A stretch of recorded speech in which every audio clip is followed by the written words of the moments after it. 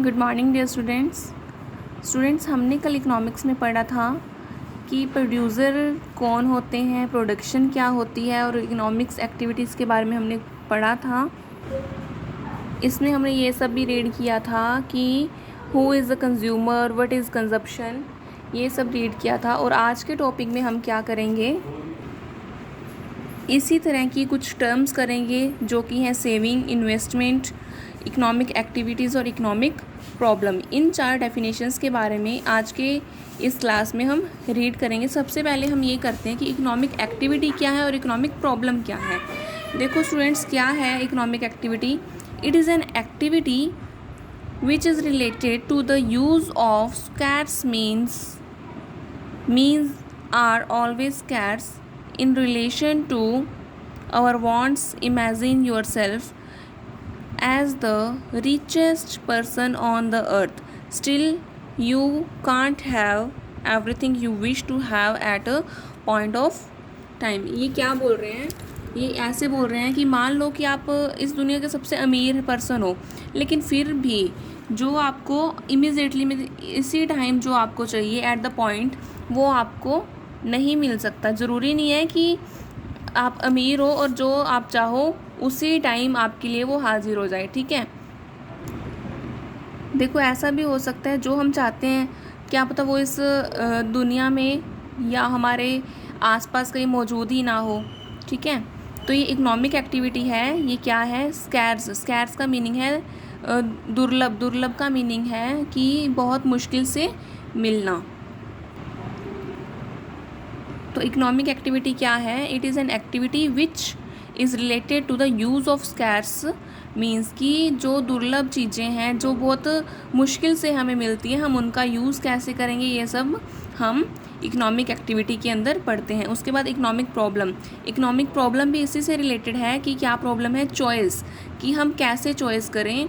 मान लो एक कोई चीज़ है, ठीक है, वो हमारे पास लिमिटेड है, बहुत ही कम है और हम उससे बहुत कुछ कर सकते हैं। मान लो दूध है, ठीक है, दूध बहुत कम है हमारे पास और हमें कहीं से मिल भी नहीं रहा, तो हम उस दूध को कहाँ पर कंज्यूम करेंगे या कौन उसका कंजप्शन करेगा। डेफिनेशन देखते हैं पहले इसकी। इकोनॉमिक प्रॉब्लम क्या है? It is a problem of choice और rising on account of the fact that resources are scarce and these have alternate uses.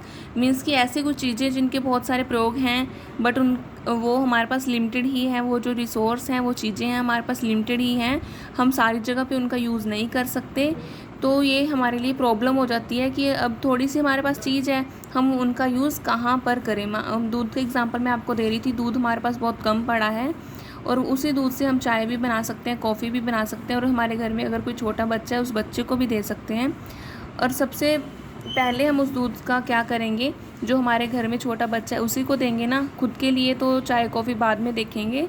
तो इसी तरह से चॉइस करना कि हम इस चीज़ का यूज़ है वो कहाँ पर करें, ये क्या है? इकोनॉमिक प्रॉब्लम है। और उसके बाद हम क्या देखते हैं, सेविंग क्या है और इन्वेस्टमेंट क्या है। हम अपने डेली रूटीन में इन वर्ड्स का यूज़ तो करते हैं, सेविंग।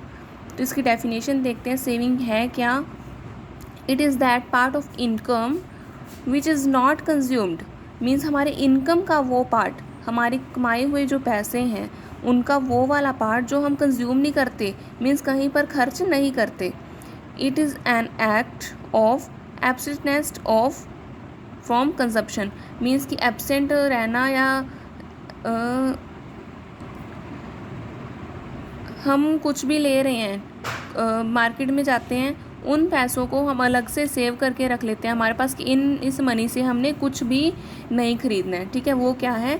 हमारी सेविंग है। और उसके बाद हम पढ़ते हैं इन्वेस्टमेंट क्या है? इट इज़ द एक्सपेंडिचर है खर्चा, ठीक है। इन्वेस्टमेंट भी एक तरह का खर्चा ही है।